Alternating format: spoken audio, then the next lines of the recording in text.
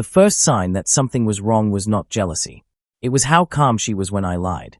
Before we begin, if you enjoy dark love stories that peel back the hidden psychology of relationships, like this video, subscribe to the channel and leave a comment.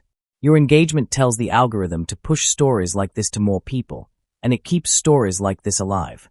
Now let's begin. Her name was Ilara. She never checked my phone, never asked who I was texting, never leaned over my shoulder when I typed, never demanded passwords. That alone made her feel rare, safe, different. I had dated women who mistook control for love. Women who searched for reassurance the way people search for lost keys, frantically, destructively. Ilara was not like that. She trusted me with an ease that felt almost unreal. When I told her I'd be working late, she didn't ask where. She smiled and said, "Okay, don't forget to eat." No suspicion, no tension, just warmth. I remember thinking, this is what mature love looks like. The lie itself was small. Harmless, I told myself. I wasn't working late. I was sitting in my car outside an old cafe, scrolling through messages from a woman whose name I hadn't yet memorized enough to feel guilty about. When I got home, Ilara was already asleep, or pretending to be. Her breathing was slow, deliberate, perfectly timed. I slid into bed quietly. She didn't stare. But the next morning, she made my favorite breakfast. Not randomly, not coincidentally. The exact way my mother used to make it when I was a child, down to the amount of salt I never remembered telling her about. "You remembered," I said. She smiled, eyes soft. "You talk in your sleep." I laughed. The sound felt normal, easy, but something in my chest tightened just a little. Over the weeks that followed, patterns emerged, subtle ones. Things I could explain away if I wanted to. If I mentioned a stressful meeting at work, she'd suggest a walk before I ever admitted I was overwhelmed. If I seemed distracted, she'd lower her voice, soften her movements, become quieter, before I realized I needed space. It felt like being deeply understood. Too deeply. One night, while we lay on the couch watching a movie neither of us was following, I said casually, "You're really good at reading people." She didn't look at me when she answered. "You give a lot away," she said. "Most people do." Her tone wasn't playful. It wasn't proud. It was observational, like a scientist stating a fact.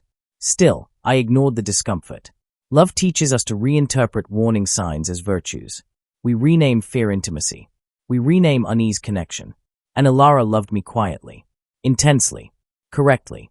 She never accused me, never fought with me, never asked for reassurance, which meant I had nothing to defend myself against. That was the problem.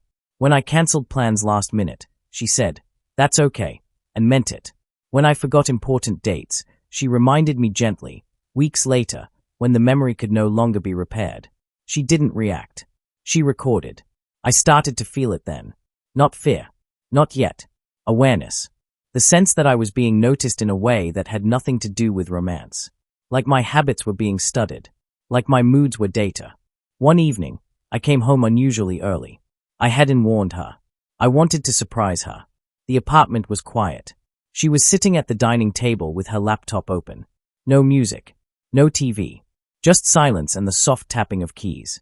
She closed the laptop when she saw me. Too quickly. "What are you working on?" I asked. She smiled. "Nothing important." We kissed. Her lips were warm, familiar, loving. But that night, while she slept, I stared at the ceiling and realized something unsettling. She knew when I lied. She knew when I was distant. She knew when I was drifting away. And yet, she never tried to stop me. That's when it occurred to me. Some people don't prevent betrayal. They prepare for it. The thought stayed with me long after she fell asleep. Long after her breathing slowed into that careful rhythm. In the dark, I wondered, not for the first time, whether love could exist without fear, or whether fear was simply wearing a calmer face. And somewhere in the quiet space between her steady breathing and my racing thoughts, I felt the first crack form. Not in our relationship, in my sense of control. Ilara never asked me where I was going. That detail became impossible to ignore once I noticed it. Every relationship I'd been in before had contained at least a trace of negotiation. When will you be back? Who are you meeting? Even when those questions were wrapped in affection, they were still questions. With Ilara, there were none. If I picked up my keys, she didn't look up. If I put on a jacket at an unusual hour, she didn't pause her reading. If I left without explanation, she simply said, "Drive safe." At first, that freedom felt intoxicating. I told myself this was what trust looked like when it wasn't poisoned by insecurity. I bragged about her to friends. "She's different," I said. "She doesn't cling." But freedom without curiosity has a strange aftertaste. One evening, I tested it. "I'm meeting someone," I said, deliberately vague. She was chopping vegetables in the kitchen. The knife didn't stop. The rhythm didn't change. "Okay," she said. "Do you want leftovers when you get back?" I waited. For a follow-up. For interest. For anything. Nothing came. The absence of reaction felt heavier than anger ever could. I left the apartment with a knot forming low in my stomach. Not guilt, something else. The unsettling realization that my actions were no longer shaping her emotions. They weren't reaching her.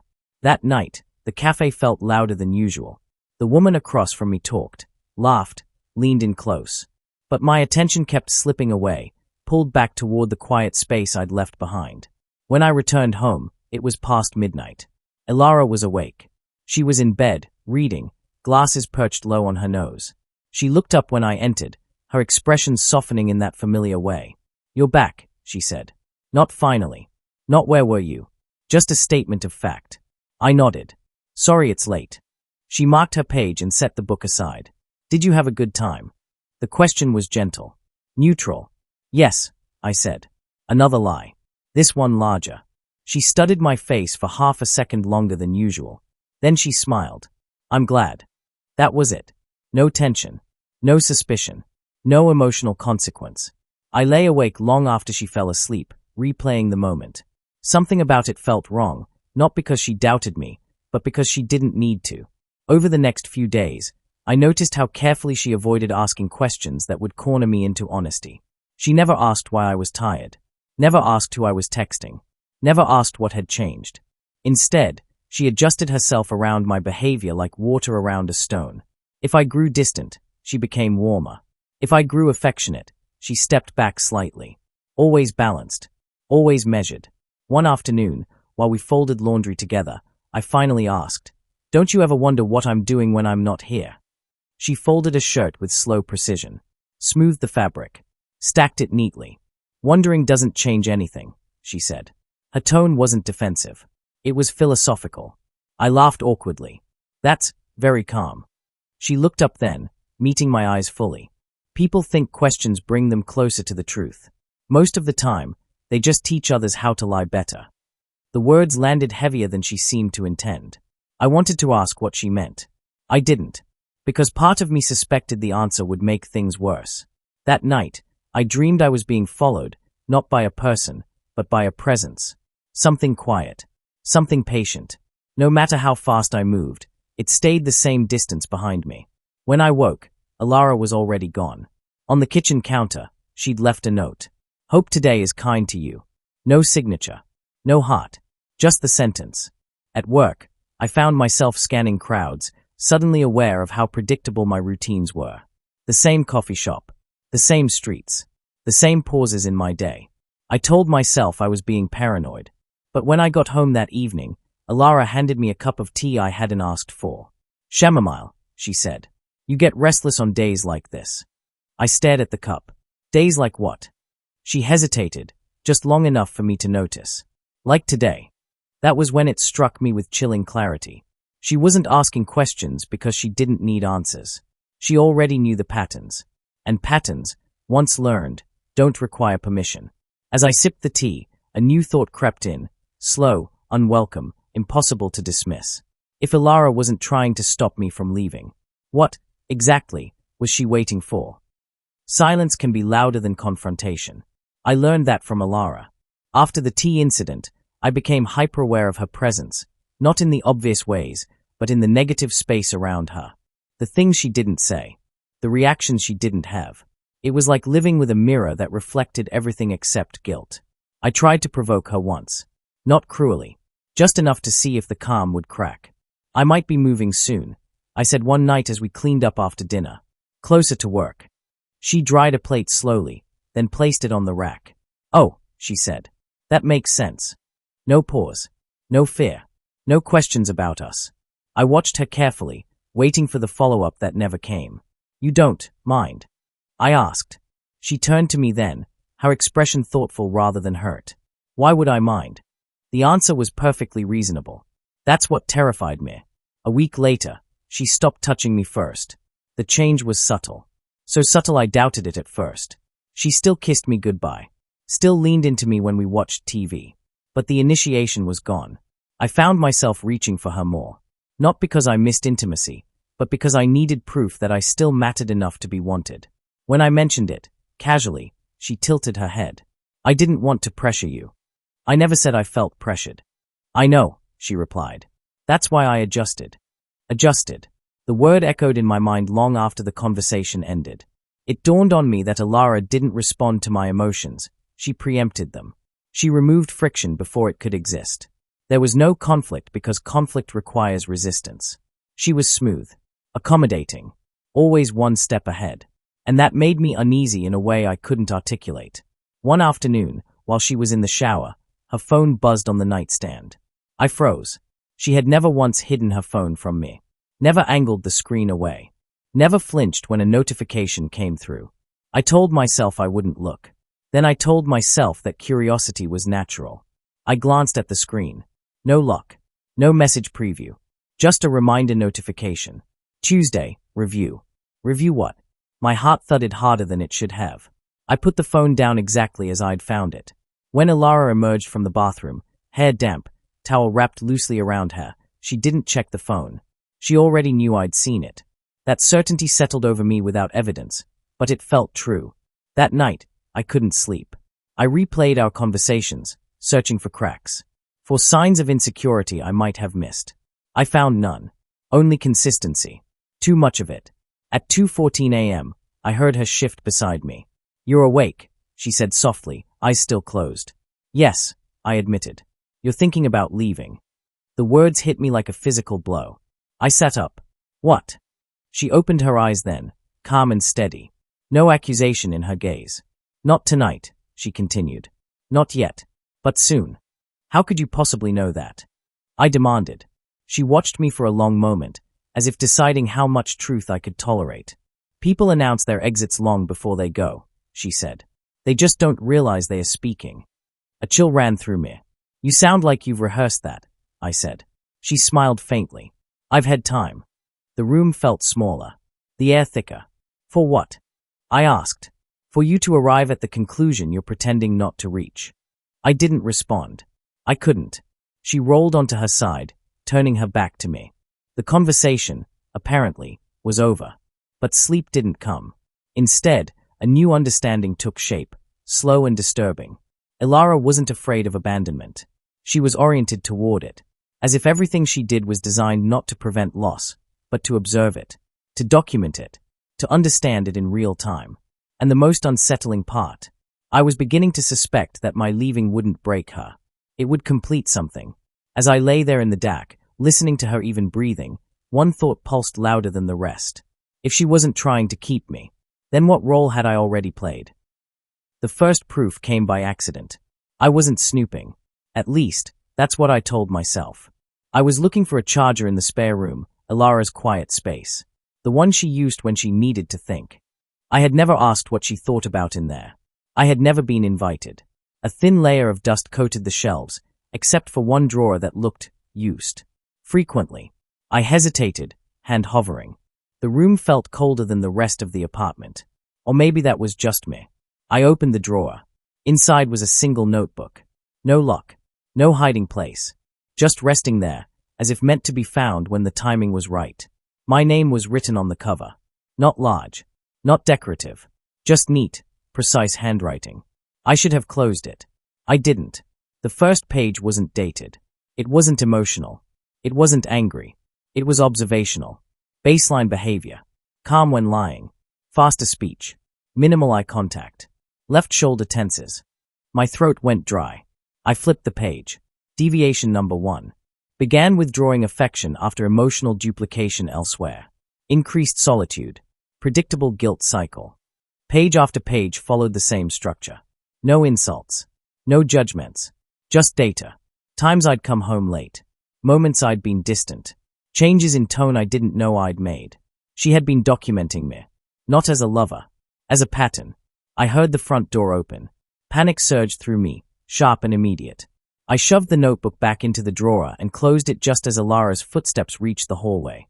"You found it," she said. I turned. She stood in the doorway, grocery bag in one hand, keys dangling from her fingers. She wasn't angry. She looked relieved. "You weren't supposed to yet," she added gently. "But that's okay." My voice felt thin. "How long?" She set the groceries down carefully, as if sudden movements might break something. "Since before you met her." The room spun. "You knew." I whispered.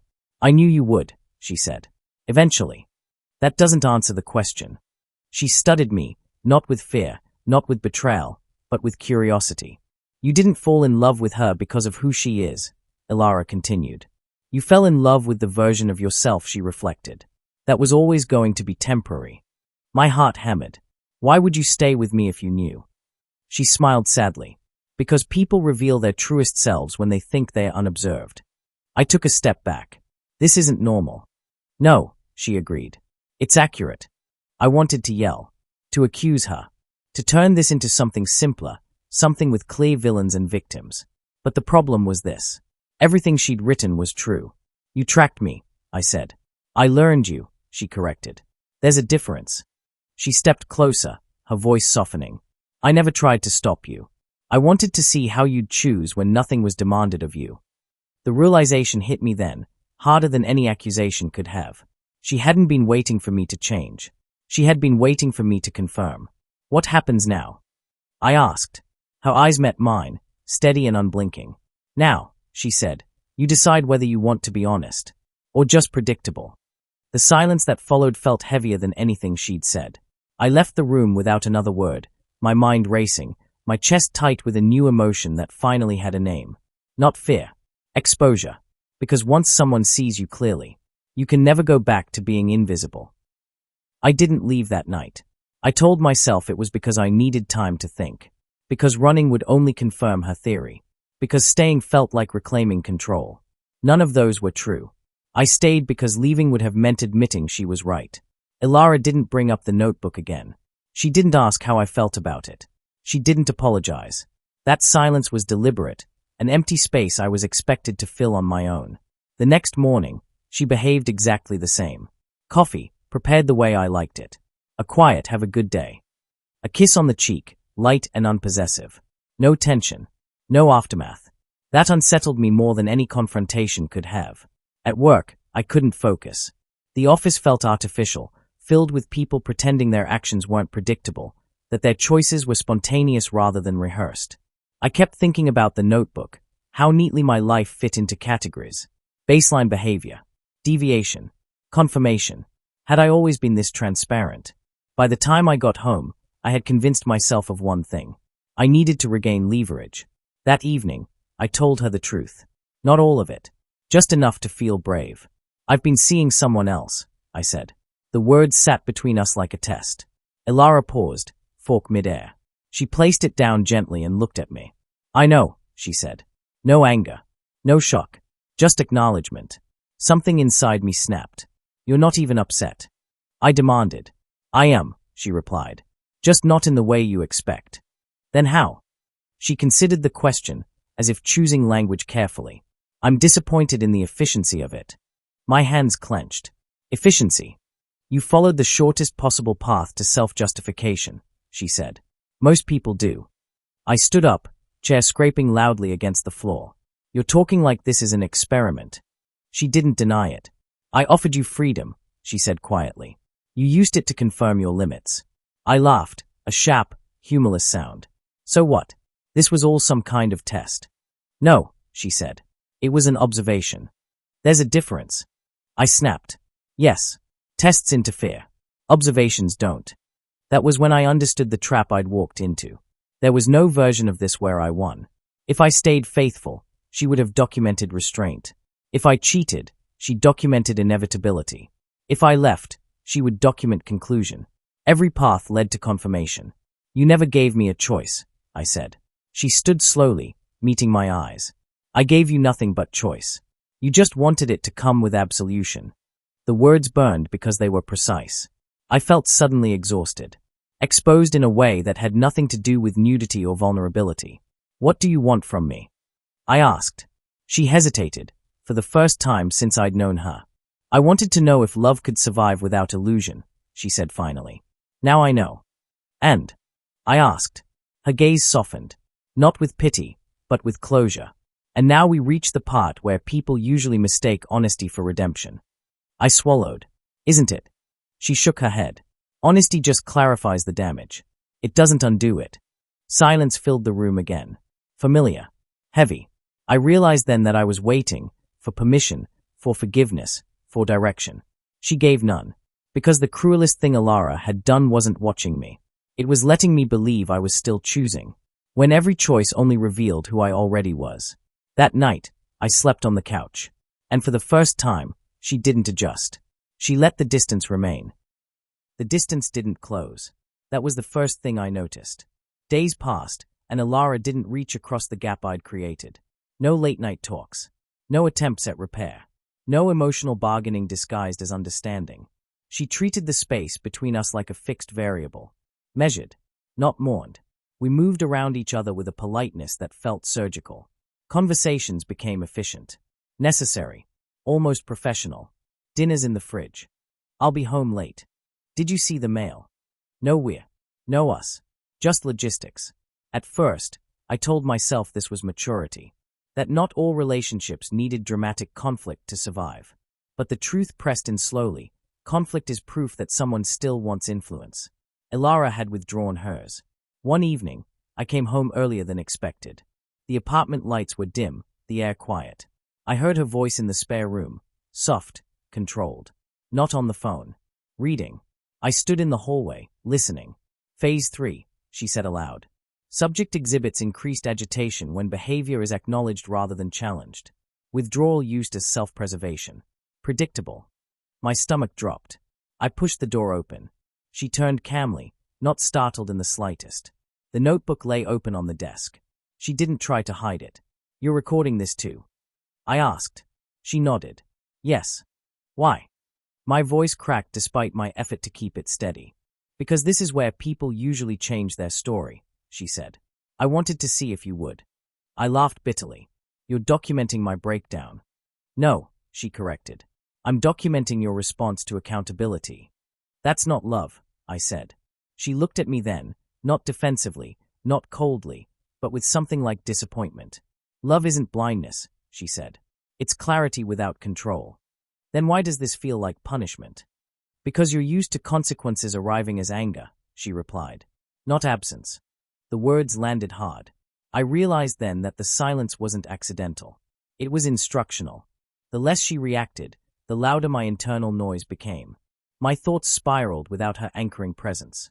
I replayed my choices obsessively, trying to locate the moment where I could have altered the trajectory. There wasn't one. That night, I dreamed I was speaking, but no sound came out. Alara stood across from me, writing as I mouthed apologies that never reached her. When I woke, I felt hollow. I tried a different approach. "I'm sorry," I said the next morning, standing in the doorway as she tied her shoes. She paused, looked up. "For what?" she asked. The question stopped me cold. "For cheating. For lying. For being predictable." "I don't know," I admitted. She nodded slowly. "That's usually where sincerity ends." She left without another word. The truth surfaced slowly but unmistakably. Alara wasn't trying to fix us. She was finishing something. That evening, I opened the spare room drawer again. The notebook was thicker now. New pages had been added. New sections. One heading caught my eye. Separation readiness. My chest tightened. Under it were bullet points. Emotional detachment achieved. Narrative clarity established. Subject exhibits dependency on reaction. Timing approaching optimal window. This wasn't documentation anymore. It was preparation. I closed the notebook and sat on the floor, the weight of realization pressing down on me. She wasn't waiting for me to leave. She was waiting for me to understand. That her love hadn't been passive. It had been precise. And for the first time since I'd met her, I felt something close to fear, not of losing her, but of being the final entry in a story she had already finished writing. The moment she finally asked me a question was the moment I realized I no longer wanted to answer. If you're drawn to stories that expose the uncomfortable truths about love, control, and human psychology, take a second to like this video, subscribe to the channel, and leave a comment. Your engagement tells the algorithm this story deserves to be seen, and it keeps deeper, darker stories like this coming. Ilara asked the question on a Tuesday morning. Not dramatically. Not emotionally. Casually. Do you still believe you're the honest one here? I froze mid-motion, one shoe on, the other still on the floor. The question felt heavier than any accusation she'd ever avoided. Yes, I said automatically. She nodded, as if she'd expected that answer. Why? The word landed softly, but it carried weight. Real weight. The kind that presses on the chest and forces reflection instead of reaction. I opened my mouth. Closed it. Tried again. Because I told you the truth, I said finally. About her. About everything. Ilara leaned against the counter, arms folded loosely. No defensive posture. No emotional armor. You told me facts, she said. Honesty is something else. What's the difference? I asked. She tilted her head slightly. Facts reduce consequences. Honesty increases responsibility. I felt a flicker of anger rise. So what do you want from me? A confession. An apology. I already said I was sorry. She studied me for a long moment. Then, gently, she shook her head. I didn't ask you to speak, she said. I asked you to examine why you needed to. The room went quiet. I realized then what this moment really was. This wasn't confrontation. It was permission. For the first time since we'd met, Ilara wasn't observing. She wasn't recording. She wasn't adjusting. She was listening. And that terrified me more than her silence ever had. I felt invisible, I said suddenly. The words surprised even me. With her, I felt noticed. Ilara didn't interrupt. So I followed that feeling. I continued. I didn't plan it. I didn't think it would go that far. She nodded once. Predictable escalation, she said softly. Then paused. But continue.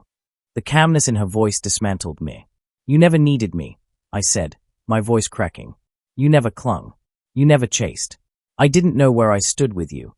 That's not true, she said. You knew exactly where you stood. You just didn't like that it didn't require performance. The words hit hard because they were accurate. I wanted to be needed, I admitted. And I needed you not to need me, she replied. That's where we stopped aligning. I sat down heavily in the chair beside me. So this is it, then. You've proven your point. She smiled faintly. Not triumphantly. Not cruelly. No, she said. This is the part where people usually try to rewrite themselves. I looked up. What do you mean? Watch, she said gently. You're about to explain how you're different now. How you've learned. How you do things differently. I felt exposed, like she'd read my thoughts before I could articulate them. And would that be wrong? I asked quietly. She considered the question. No, she said. It would be human, but it wouldn't be true. Why not? Because insight doesn't change patterns, she said. Discomfort does. And you're still trying to escape yours. I stared at the floor, unable to deny it. For a long time, neither of us spoke. Then Ilara broke the silence. I asked you that question because this is the last moment where your answer matters, she said. My heart pounded. What happens after this moment? She met my eyes, steady and composed. After this, she said, I stop collecting data. The implication settled heavily in the room. And what does that mean? I asked. It means I already know enough. I felt something twist painfully in my chest. Enough to leave. She didn't answer right away. Enough to choose, she said finally. As she walked past me toward the spare room, I realized something with devastating clarity. The danger was never that Ilara was watching me. The danger was that she had finally finished understanding me. And people rarely stay once understanding is complete. After that morning, the apartment felt different. Not emptier. Not colder. Just altered. Ilara moved through the space with the same fluid calm, but I could sense a subtle shift in energy. The observation had ended. The notebook sat untouched on the desk, a silent monument to everything I had been and everything she had learned. I wanted to confront her about it, to demand clarity, to reclaim some part of the story for myself. But every instinct told me, the moment I forced it, I would only confirm her understanding. The truth was heavier than confrontation. That night, while she was in the kitchen preparing dinner, I watched her from the couch. The lighting was soft, golden, reflecting off the countertops. She moved deliberately, slowly, each motion measured, precise, but not mechanical. Natural. Intentional. I realized then that I had been wrong about everything. Not about her love. Not about the notebook. Not even about the control she seemed to wield. The revelation struck like cold water. Her love had never been about me. It had been about truth. Every observation, every adjustment, every silence. It wasn't manipulation. It was clarity. She had chosen to see me as I truly was, without the distortions of my own illusions, and to act accordingly. That was her love. Clear. Unflinching. Honest. I felt exposed in a way I had never experienced. And then came the realization I had been avoiding. I had never loved her properly, not because I didn't want to, but because love required something I had never offered, vulnerability. All my defenses, all my lies, all my rationalizations, they had been invisible to her. She saw them anyway. And now, having seen them, she was waiting. Not to punish me. Not to hold me hostage. Waiting to see if I could accept the truth. I wanted to speak. I wanted to explain myself, to justify, to apologize. But words felt meaningless. They had always been meaningless in this space. Only acknowledgement counted. Only recognition of reality mattered. Hours passed. She didn't speak. I didn't move. Finally, she appeared beside me, placing a hand lightly on my shoulder. "You're here," she said. Simple. Observational. Warm. "Yes," I whispered. "That's enough," she said. And then she left, moving toward her room, leaving the apartment in a quiet hush that felt almost sacred. I sat there, chest tight, mind racing. For the first time, I truly understood the weight of her presence. Not because she controlled it, not because she tracked it, but because she had shown me what honesty looked like when stripped of expectation. I couldn't fix it. I couldn't undo it. All I could do was accept it. And in that acceptance, I realized something terrifying. I had finally become predictable. Not to her, not to the world, but to myself. The notebook, the observation, the quiet surveillance, it wasn't punishment. It was mirror work. And mirrors don't lie. That night, I slept on the couch again. Not because of punishment or distance, but because I needed to process the revelation fully. Ilara didn't adjust. She didn't move closer. She didn't check on me. She simply existed in her space, leaving me to confront the truth about my own actions. And the truth was undeniable. I had never been as honest with anyone as I had been with her. And yet, paradoxically, I had never been more exposed. By the time the weekend arrived, the apartment had transformed into a kind of silent battlefield. Not of words, but of presence. Ilara didn't speak unnecessarily. She didn't confront. She didn't even ask questions. She simply existed, moving through the space with deliberate calm, a quiet counterpoint to my restless energy. I tried everything to break the pattern. I left notes for her on the kitchen counter, hoping for reaction. She read them. She didn't comment. I rearranged furniture, seeking to force acknowledgement. She adapted silently, leaving the apartment unchanged. I tried affection, overt attention, subtle guilt. I even left the city for a night, but nothing shifted. And then it hit me. The mirror she had held up to me wasn't going to crack. It never had. The problem was not her love, nor her observation. The problem was me. Every lie, every avoidance, every rationalization, I had been forced to confront it. And the reflection wasn't flattering. One evening, I sat on the balcony, watching the city lights flicker. She joined me quietly, no words, just presence. We sat in silence for minutes, perhaps hours, until I finally spoke. "Do you think you can forgive me?" I asked. She didn't answer immediately. When she did, her voice was measured, calm. "Forgiveness is irrelevant," she said. "It doesn't undo what you already showed me about yourself. It only clarifies what you still choose to do next." The weight of her words sank in. I had spent so much time trying to manipulate her perception, to regain control, to test limits, only to realize there was no game left to play. I looked at her, really looked at her, and saw the truth I had never wanted to see. She didn't need me to change to be worthy of love.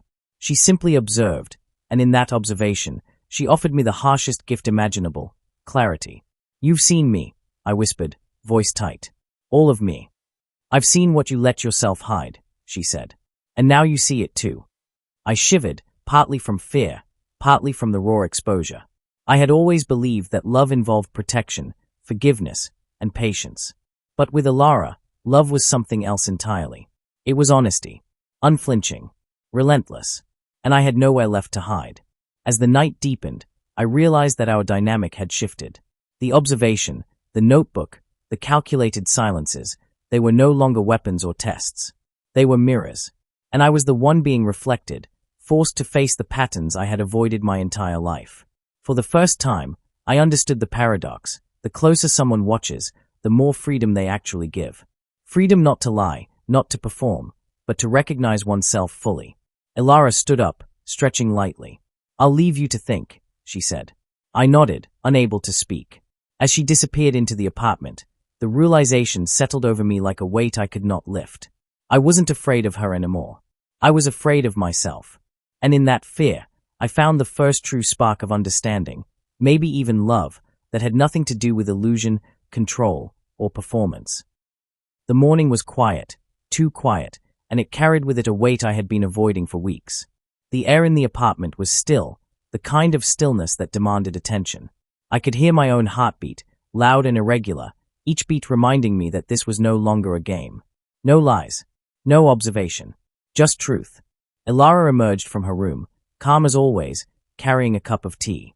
She placed it on the table, the faint aroma of chamomile filling the air. She didn't sit. She didn't speak. She simply waited. I realized then that the choice I had been avoiding, the choice she had never forced me to make, was unavoidable now. "I have to say it," I whispered. "I can't pretend anymore." She tilted her head, silently encouraging me to continue. Her eyes held no judgment, only the quiet patience of someone who had seen everything and waited.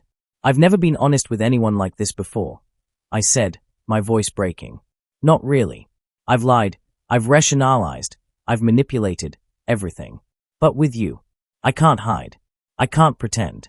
I'm afraid of what I'll find in myself if I admit it all." She nodded slightly. "And yet you do," she said softly, "because hiding doesn't work here." I swallowed hard. I realize now that love isn't about control. It isn't about manipulation. It isn't about being needed or feared. Love is seeing someone clearly and choosing to stay anyway, even when the truth hurts. Her lips curved into the faintest smile. A small, quiet victory, not mine, not hers, but ours. "I see you," I said, almost to myself. "And I see me. And I choose to stay.